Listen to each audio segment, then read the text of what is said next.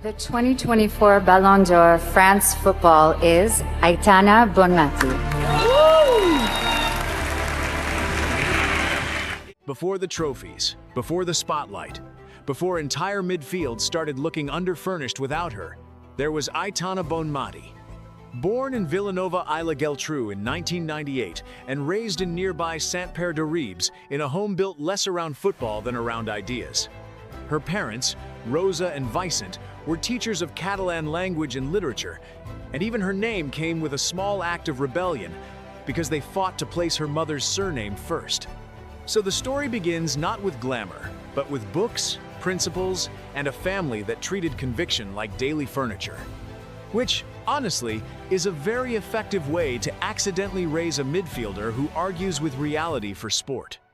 And that family atmosphere matters more than people think.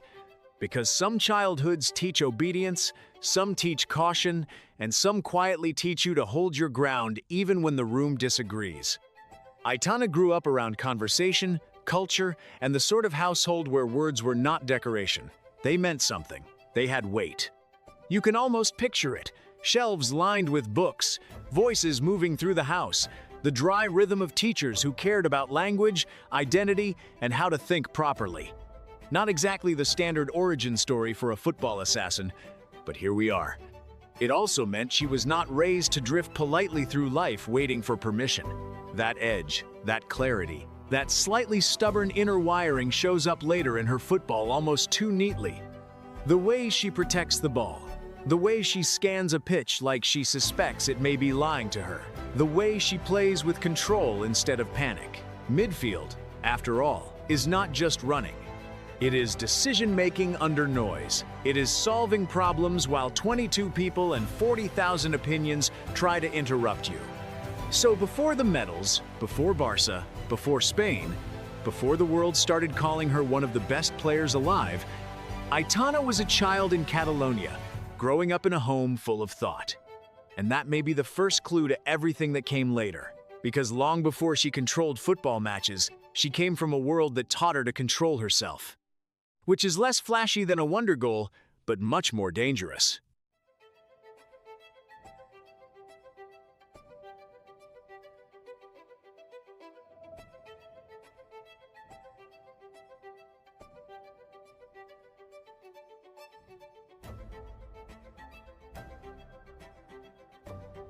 Let's talk about the beginning of the football part, because this is where the story gets quietly ridiculous.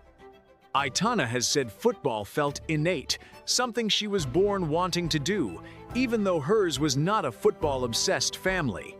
So she started where many gifted girls once had to start, at school, with boys, because there were barely any girls' pathways waiting for her. Picture the scene. A schoolyard ball skidding across concrete, voices bouncing around, and one child already seeing angles other kids were still trying to survive. It was not glamorous. It was just the first proof that the game already made sense to her in a way that was slightly unfair to everyone else. And that detail matters, because when a sport has not yet built a proper place for you, you learn to enter it sideways. You learn to adapt early. You learn to keep the ball moving before someone bigger decides they would rather remove your legs than your options. For Aitana, those early games were not some polished academy fantasy with neat cones and motivational slogans floating in the air. They were loud, improvised, messy little tests, shoes scraping on concrete, sharp turns on hard ground, the thud of the ball bouncing off walls, backpacks, and occasionally somebody's dignity. But this is where something important started forming. Not just technique, not just confidence, timing, awareness. That strange little gift elite midfielders have where the game seems to arrive in their head half a second before it arrives anywhere else. While other kids chased the ball like it had insulted their families, Aitana was already beginning to understand shape, rhythm, and space, which is a deeply unfair trait in a child, but very entertaining later. And there is another truth here too. Playing with boys was not just about opportunity, it was about resistance. About having to prove over and over that you belonged in a game still organized around the assumption that maybe you did not. That sharpens you in a different way. It makes your football tougher, yes, but it also makes your sense of self harder to shake.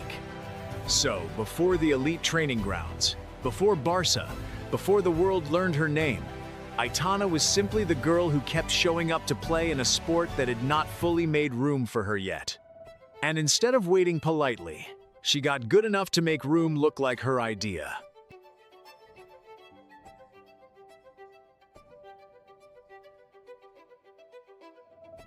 Then came the years that matter more than highlight reels ever admit. Aitana moved from playground football into local clubs, first Club Deportiu Ribes and then Club de Futbol Cubells, spending years as the only girl in boys' teams. And that does something to a player. It sharpens you. It teaches you to read the speed of the game, the moods of teammates, the tiny politics of belonging. You learn quickly that talent alone does not always make people comfortable. But Aitana kept playing, kept improving, kept making herself too useful to ignore, which is often how real careers begin, not with applause, but with repeated inconvenience to everyone else's assumptions. And those are the years people skip too quickly when telling the story of greatness. They jump from child to star as if talent travels by magic. It does not. It travels through cold mornings, dust on socks, small pitches, and the strange little loneliness of being different before difference becomes marketable. At Ribes and then Cubells, Aitana was not yet a global name or a future Ballon d'Or winner. She was just a young player learning that if the game was going to test her every week, she might as well start answering back. And then, just as the mixed team age rules in Catalonia meant her path with boys football was reaching its limit, the next door opened. Aitana has recalled that a fax arrived from Barcelona inviting her to trials, which now sounds charmingly ancient, like Destiny still had office equipment. But at the time, it changed everything. Barca had been the dream, the giant in the distance, the club that felt almost too big to imagine too clearly. Then suddenly, it was no longer an idea. It was an invitation. You can picture the shift immediately. The drive to the trial, boots tied tighter than usual, that strange smell of grass and nerves hanging in the air. Better players, quicker combinations, less margin for error. Big clubs do not ease you in.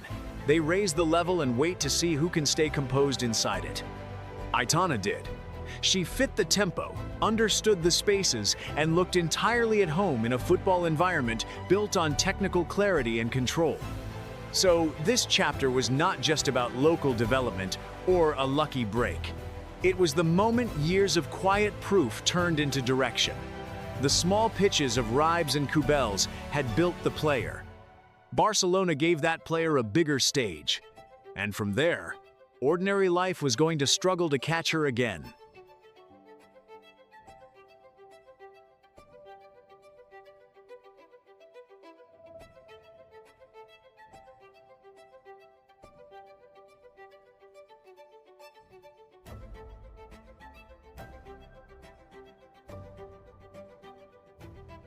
And this is where people usually add too much romance. Yes, Barcelona is Barcelona. Yes, the mythology is enormous. But for Aitana, joining the club was also a radical social and sporting adjustment. After years playing with boys, she suddenly had to adapt to a new environment, new rhythms, and a women's pathway that was not yet fully professional or fully respected. The dream was real, but so was the friction. Training sessions were not soft-focused Destiny montages. They were repetition, correction, pressure, and the slow, stubborn work of turning instinct into structure, which is less cinematic than prophecy, but much more useful if your long-term plan is to become terrifyingly good. That part matters, because talent can survive chaos for a while, but elite football eventually demands order. At Barcelona, the game moved differently. Passes had to arrive cleaner. Positioning had to be sharper. Decisions had to be made faster, often before the ball even reached you. You were not just playing anymore. You were being taught to think inside a system. And that sounds elegant, until you realize it mostly means making the same movement correctly so many times your brain starts filing workplace complaints. You can almost feel the atmosphere of those sessions. The cold of the morning air, the clipped sound of passing drills. coaches interrupting to adjust body shape, angles, timing, spacing. The ball moving, then stopping, then moving again. No applause, no swelling music. Just the strange grind of improvement, where every detail matters and every mistake gets noticed. That is the boring truth behind almost every beautiful footballer. Art, unfortunately, is usually built like admin. And socially, it was an adjustment too. A new club means new expectations, new hierarchies, new little tests hidden inside everyday life. Who settles quickly? Who shrinks? Who starts wondering whether the dream was more comfortable at a distance? Aitana did not explode into stardom overnight. She absorbed the environment. She learned the language of Barca football properly, not just the badge, but the rhythm behind it. So this stage was not about magic. It was about adaptation, about taking raw instinct and giving it architecture. And that is where the future version of Aitana Bonmatí really starts becoming visible. Not yet the finished masterpiece, not yet the global star, but already something serious. A player learning that greatness is not just expression, it is discipline, repeated until it looks inevitable.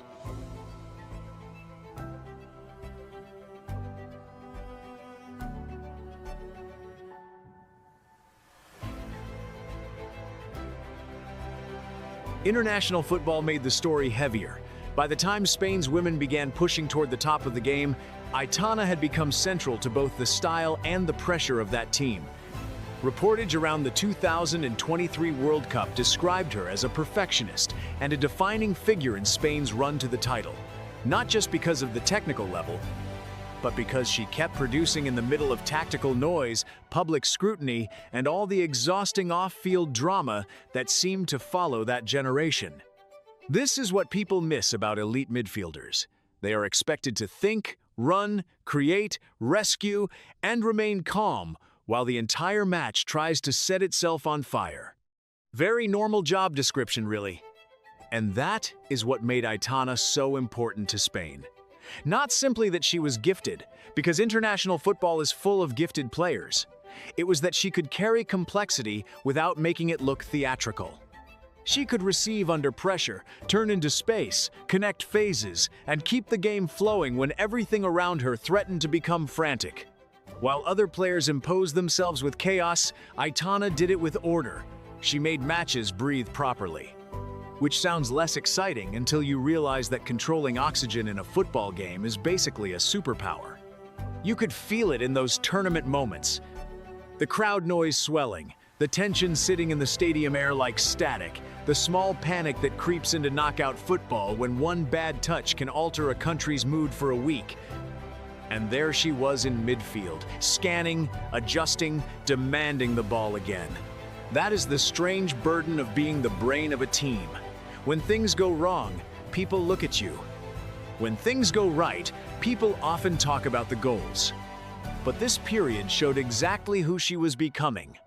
Not just a beautiful technical player shaped by Barcelona's rhythms, but a competitor with nerve, discipline, and the slightly exhausting standards of someone who never fully trusts good enough.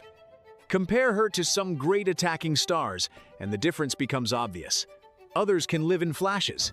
Aitana lives in control. She does not just appear for highlights, she governs the minutes in between them. So this chapter of her story was bigger than medals alone. It was where she proved she could do for Spain what the best midfielders do for history itself. Bring calm to chaos, shape to pressure, and clarity to moments that usually arrive wearing panic like a cologne.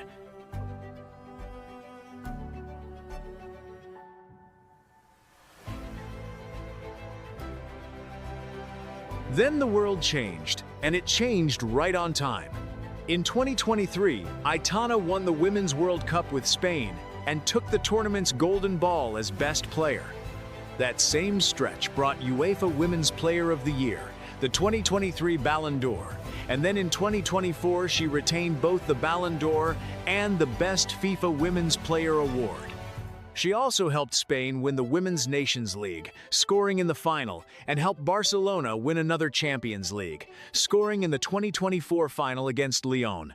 Read that slowly, because it still sounds slightly excessive. There are great years, and then there are years that make the award engravers develop wrist problems. And what made this stretch feel so overwhelming was not just the number of trophies. It was the pattern. Club, country, big game, pressure, deliver, repeat. Aitana was no longer simply part of elite football's conversation. She was beginning to dominate the grammar of it. Every few months, another final, another defining performance, another reminder that the sport kept circling back to the same small, relentless midfielder from Catalonia who seemed to treat chaos like a household chore. You could feel the weight of that period in the images alone. Stadium lights glaring down like interrogation lamps, confetti sticking to sweaty socks, teammates screaming into each other's shoulders, medals tapping against tracksuits. And in the middle of it all, Aitana with that familiar look, not exactly surprised, not exactly satisfied, more like someone already mentally reorganizing the next match before the photographers had even cleared the grass, which is either elite focus or a deeply unhealthy relationship with standards, possibly both. And this is where comparisons with other stars start getting interesting. Some players become icons through moments. Aitana became one through accumulation, through control, through making excellence feel almost administrative. While defenders chased shadows and coaches built plans to contain her, she kept turning up in the exact places history likes to leave its signatures. So 2023 and 2024 were not just successful seasons. They were the point where the whole sport had to stop being coy. This was no longer a question of potential, form, or hype. Aitana Bonmatí had become the reference point. Not just one of the best, the player everybody else was now being measured against. Women's Ballon d'Or 2023 goes to Aitana Bonmatí. And finally, we need to talk about what Aitana represents now. By 2025, she had won a third straight Ballon d'Or, was named UEFA Women's Euro 2025 Player of the Tournament after helping Spain reach the final, and then collected the Best FIFA Women's Player Award for a third consecutive time in December 2025. By early 2026, Barca was also celebrating her latest national sports recognition in Spain. Add it all together, and the resume starts looking less like a career and more like a warning label for any team that enjoys stable midfield possession. Compared with other stars, Aitana's greatness is less about noise than control. She does not merely play football. She makes elite matches feel solvable, which is one of the most dangerous things a footballer can do. And that is really the key to her whole story. Some players feel famous first, and great second. With Aitana, greatness arrives so steadily that the fame almost had to sprint to keep up. She is not built like a footballing thunderclap. She is more unsettling than that. She arrives through rhythm, angles, patience, and the quiet destruction of your team's best intentions. One touch to settle, one turn to escape pressure, one pass that opens a defense like somebody forgot to lock the door. It is not always dramatic in the cartoon sense. It is worse. It is precise. You can see why she unsettles people. Football loves chaos because chaos looks good in montages. But midfield control is a slower kind of violence. It drains opponents. It makes defenders step where they do not want to step. It turns pressing into guesswork and turns structure into panic. Aitana does not just survive elite matches. She edits them. And compared with other great names in women's football, that is what makes her feel so uniquely dangerous. Some stars overwhelm you with power, some with speed, some with goals that arrive like meteor strikes. Aitana overwhelms you with understanding. She plays like she has already seen the next 30 seconds and found them slightly disappointing. So this is what she means now. Not just a champion, not just an icon, but a standard. The sort of player who forces coaches to redesign plans, teammates to trust more, and the rest of the sport to admit that control can be every bit as frightening as chaos. Which is a lovely development, unless you are the one trying to mark her. So that is Aitana Bonmatí. Not just a winner, but a player who turned control into something almost dangerous. From small pitches in Catalonia to ruling the biggest games on earth, she made football look solvable. Subscribe and like if you enjoyed this, because unlike trying to mark Aitana, this should be easy.